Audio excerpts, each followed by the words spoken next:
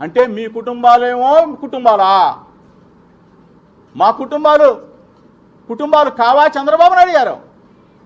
నిన్నంటేనేమో అన్నారో లేదో తెలియదు, గిలగలా కొట్టుకొని ఏడ్చి బయటకు వచ్చావే.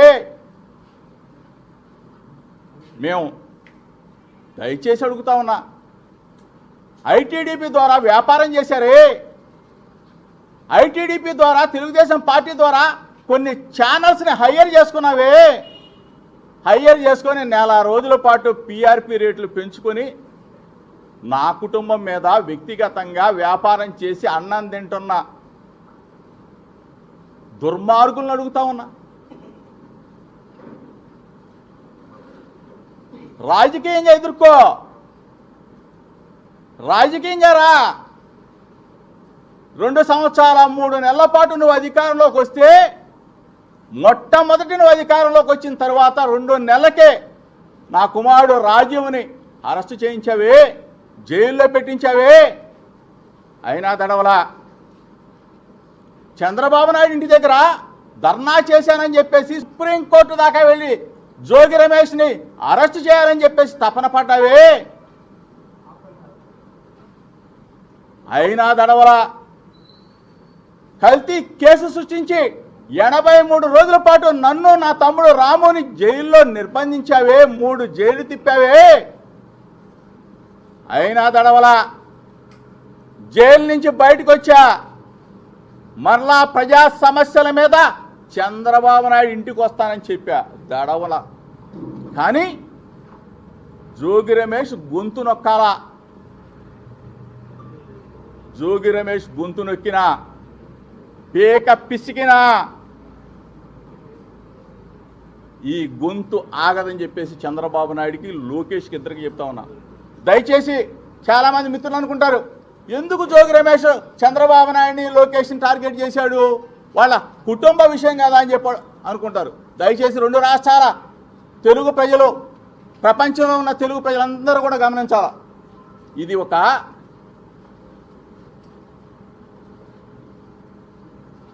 కథ, స్క్రీన్ ప్లే, డైరెక్షన్, యాక్షన్ అందరూ కూడా ఎవరనేది ఈ ప్రపంచానికి తెలుసు. ఎఫ్ఐఆర్లో పొందుపరిచిన అంశాలన్నీ కూడా ఒక్కసారి మీరు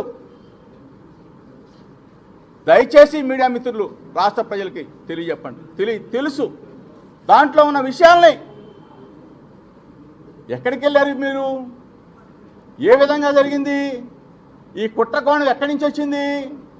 జోగి రమేష్ని మానసికంగా గురి చేయాలా, ఇతను గొంతు నొక్కేయాలా, జైల్లో పెట్టినా సరే, 83 రోజులు జైల్లో పెట్టినా సరే, ఆ జైల్లో పెట్టిన తర్వాత ఇంటి మీద దాడి చేసినా, యాసిడ్ దాడి చేసినా, బాంబులు వేసినా సరే ఇతని నోరు అదుపులో ఉండట్లేదు, ప్రజా సమస్యల మీద పోరాటం చేస్తూ ఉన్నాడు, ప్రశ్నిస్తున్నాడని చెప్పేసి ఈ విధంగా కుటుంబ పరంగా ఎవరిళ్లలో లేవయ్యా చంద్రబాబు నాయుడు? పెద్ద వాళ్ళు, ఎన్టీ రామారావు గారి కుటుంబం, అక్కినేని నాగేశ్వరరావు గారి కుటుంబం, చిరంజీవి గారి కుటుంబం. అంటే జోగి రమేష్ ఒక్కడే బలహీన వర్గాల్లో బలమైన వాడు. వీడు గొంతు నొక్కితే బీసీలందరూ అణగదొక్కబడతారని చెప్పేసి ఒక కుట్ర కోణంలో ఈ రోజుకి చెప్తా ఉన్నా. మేఘన నా కూతురుతో సమానం. రాజు మేఘన ఒకటవ్వాలనే ఈనాటికి కోరుకుంటాం. అది ప్రయత్నించాల్సింది పోయి క్యాంప్ ఆఫీస్కి ఫోన్లు చేసి పిలిపిస్తారా? రాష్ట్రంలో సమస్యలు లేవా? రాష్ట్రంలో ఇంకా సమస్యలు లేవా చంద్రబాబు నాయుడు గారు? రాష్ట్రంలో సమస్యలు లేవా నారా లోకేష్? ఇది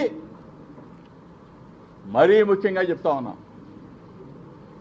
స్థానిక శాసనసభ్యుడు కృష్ణప్రసాద్ ఏ రోజైనా వ్యక్తిగతంగా మిమ్మల్ని విమర్శించామా? రాజకీయంగా పోరాడడం తప్ప వ్యక్తిగతంగా కృష్ణప్రసాద్ని అడుగుతా ఉన్నా. నీ గురించి నీ పార్టీ వాళ్ళు కొన్ని వ్యక్తిగత విషయాలు ఇస్తానని చెప్తే ఒకటే చెప్పా, దమ్ముగా రాజకీయాలు చేస్తా జోగి రమేష్, దమ్ముగా ఉంటాడు. అంతేగాని వ్యక్తిగత విషయాల జోలికి వెళ్ళనని చెప్పా. మీ పార్టీ వాళ్ళు చాలామంది వీడియోలు పంపిస్తామన్నారు, ఫోటోలు పంపిస్తామన్నారు. ఓ నో, నా కుటుంబంలో ఒక సమస్య వస్తే వాళ్ళని మీరు ఒక్క వీడియో ప్లే చేస్తా దయచేసి. అంటే నేను చాలా వీడియోలు ఉన్నాయి, కానీ నేనేమి కొన్ని పరిధులు ఉన్నాయి కాబట్టి, నాకు కూడా మనస్సాక్షి ఉంది కాబట్టి 4 కాలాల పాటు ఆంధ్రప్రదేశ్ రాష్ట్రంలో రాజకీయాల్లో ఉండి ప్రజాసేవ చేయాలి కాబట్టి నా పార్టీకి సంబంధించిన మా నాయకుడి మీద బురదీశారు. మా లీడర్ జగన్మోహన్ రెడ్డి గారిని కూడా ట్రోల్ చేశారు. మా వైఎస్ఆర్ కాంగ్రెస్ పార్టీ కుటుంబ సభ్యులు జోగి రమేష్ తప్పు చేశాడేమో, జోగి రమేష్ కుటుంబం తప్పు చేసిందేమో అని చెప్పేసి మదన పడ్డారు. ఒకటే చెప్తా ఉన్నా, జోగి రమేష్ ఎప్పటికీ తప్పు చేయడు. మీ విలువల్ని విశ్వాసాన్ని కాపాడుతాడు. ఎక్కడా కూడా పొరపాటు చేయడు. మనస్సాక్షి మీద ఒట్టేసి చెప్తా ఉన్నా. దేన్నైనా ఎదుర్కోవడానికి సిద్ధంగా ఉన్నాను. ఒక్క వీడియో ప్లే చేస్తాను. చాలా వీడియోలు ఉన్నాయి. దయచేసి నేను కృష్ణప్రసాద్ కూడా ఏమంటలా. కృష్ణప్రసాద్ అంటాడు నేను రాజీ చేయడానికి చూశాను, లేకపోతే అది చేయడం. దయచేసి నీకు దండం పెట్టి చెప్తా ఉన్నా, ఇటువంటి తప్పుడు పనులు మానుకో, తప్పుడు చేష్టలు మానుకో.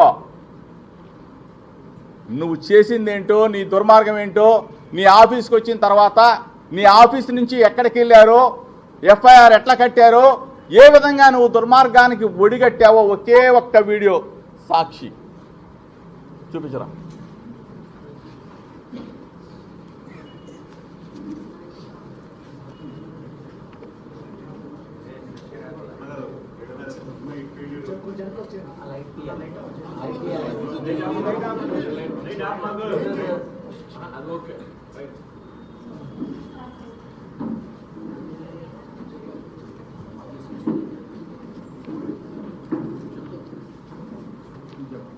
కృష్ణప్రసాద్ ఆఫీసు, కృష్ణప్రసాద్ కారు,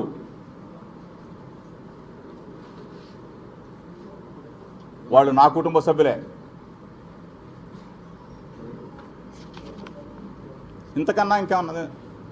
ఇంతకన్నా నిదర్శనం ఇంకేమన్నా కావాలా అని అడుగుతా ఉన్నా. మీడియా మిత్రుల ద్వారా దయచేసి మీకు చేతులెత్తి నమస్కారం చేస్తా ఉన్నా. ఈ కుట్ర కోణాన్ని ఇక్కడి నుంచి డైరెక్ట్గా వెళ్ళి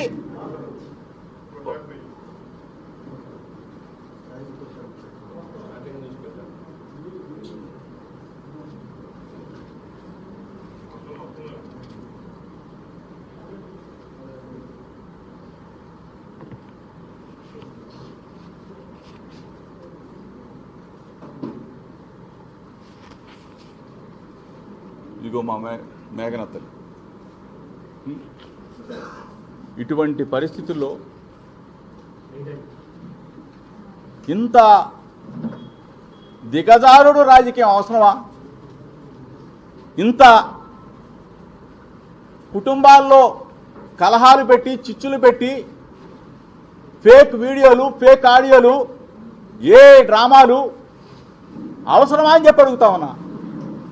దయచేసి చంద్రబాబు నాయుడు గారు, దయచేసి లోకేష్ గారు, మీ వ్యక్తిగత జీవితాల్లోకి ఎప్పుడు మేము రాలేదు, రాము. మాకు మనస్సాక్షి ఉంది. మాకు దేవుడిచ్చిన మంచి కుటుంబాలు ఉన్నాయి. అంతేగాని ఈ విధంగా ఇంత దారుణంగా మీరు నెల రోజుల పాటు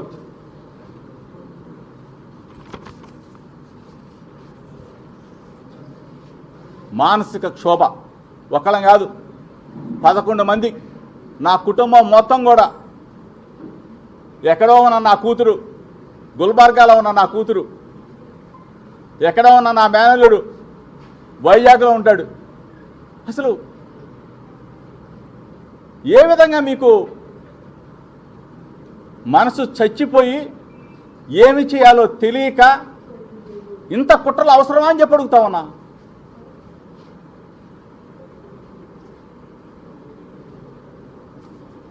దయచేసి మీడియా మిత్రులు, మనసున్నవాళ్ళు, మనస్సాక్షికి దగ్గరగా ఉన్నవాళ్ళు, మీరు కూడా బాధ్యత గల తల్లిదండ్రులు నా వేదనని, నా ఆవేదనని, ఒకవేళ ఏదైనా కేసు పెట్టుంటే, కేసు పెడితే కోర్టు పరిధిలో ఉంది, కోర్టు చూసుకుంటుంది. కానీ కోర్టు కన్నా ముందే నెల రోజుల పాటు మీరు ఒక టీవీ ఛానల్ అడుగుతా ఉన్నా, దయచేసి నీకు మనస్సాక్షి ఉంది, నీకు భార్య పిల్లలు ఉన్నారు, నువ్వు ఈ విధంగా నెల రోజుల పాటు వ్యాపారం చేయటం, నీ రేటింగ్ పెంచుకోవటం, దాని ద్వారా సొమ్ము చేసుకోవటం నీకు అరుగుద్దా? నీకు నిజంగా దేవుడు చూస్తా ఉన్నాడు కదా.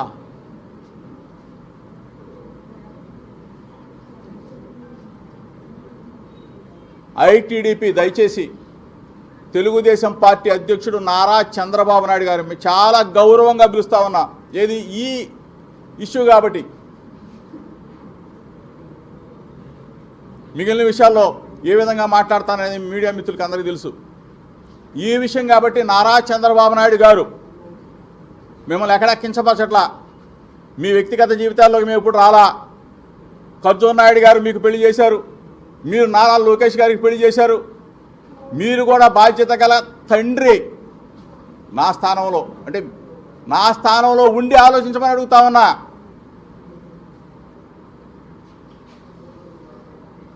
లోకేష్, నువ్వు కూడా పాపం పెనమలూరు మీటింగ్లో మాట్లాడావు, ఏదో కించపరిచే డైలాగ్ మాట్లాడావు, రెడ్ బుక్కుల గురించి కూడా మాట్లాడావు. నిన్ను కూడా గౌరవంగానే మాట్లాడుతా ఉన్నా. ఈ కేసుకు సంబంధించిన మీడియా సమావేశం కాబట్టి నిన్ను కూడా గౌరవంగానే మాట్లాడుతూ ఉన్నా. రెడ్ బుక్ అవసరం లేదన్నావు, ఓకే. రెడ్ బుక్ అవసరం అయినప్పుడు నన్ను 83 రోజులు జైలు పెట్టావు, నన్ను నా తమ్ముడిని, నా కొడుకుని రాజీవ్నికి జైల్లో పెట్టావు. నువ్వు వచ్చిన తర్వాత, మీ ప్రభుత్వం వచ్చిన తర్వాత 2 సంవత్సరాల 3 నెలల కాలంలో నా కుటుంబం మీదే పడ్డారు మీరు. నా ఇంటిని ధ్వంసం చేయాలనుకున్నారు, నా మీద హత్యా ప్రయత్నం చేయాలనుకున్నారు. ఇన్ని కార్యక్రమాలు చేసినా మీకు నా గొంతు నొక్కటం చేత కాలేదు, కాదు అని చెప్తా ఉన్నా. ఎప్పుడు కూడా ఈ గొంతుకి అడ్డు ఉండదు. ప్రజా సమస్యల మీద జోగి రమేష్ పోరాడుతూనే ఉంటాడు. నిత్యం జగనన్న వెంట నడుస్తాడు. వైఎస్ఆర్ కాంగ్రెస్ పార్టీ జెండా భుజాన వేసుకొని మోస్తాడని మాత్రం చెప్తా ఉన్నా. ఇంకోటి కూడా చెప్తా ఉన్నా,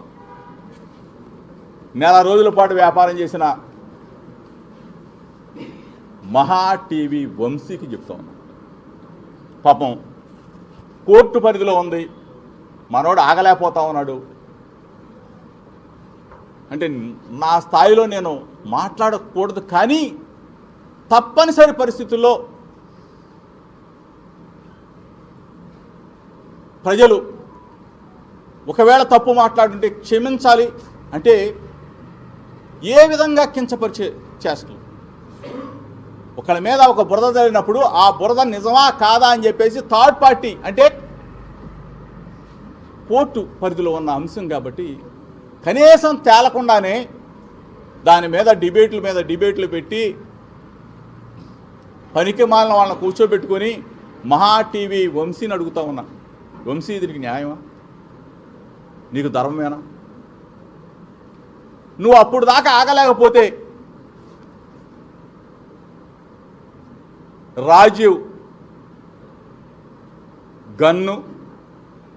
రాజీవ్ గన్నులో బుల్లెట్టు, ఆ బుల్లెట్లో పవరు, ఆ పవర్లో రేంజ్ కావాలని తహతహలాడితే నిన్ను హయ్యర్ చేసుకున్నా. నువ్వు కూడా కాదు, నువ్వేముంది బామ్మర్ది వంశీ గాడివి, నీదే ఉందిరా ఒక్కగాడి, నిన్ను హయ్యర్ చేసుకున్నా. నిన్ను హయ్యర్ అంటే కాంట్రాక్ట్ కుదుర్చుకున్నా. వాళ్ళకి చెప్పు రాజీవ్కి ఎంత దమ్ముందో, రాజీవ్కి ఎంత పవర్ ఉందో,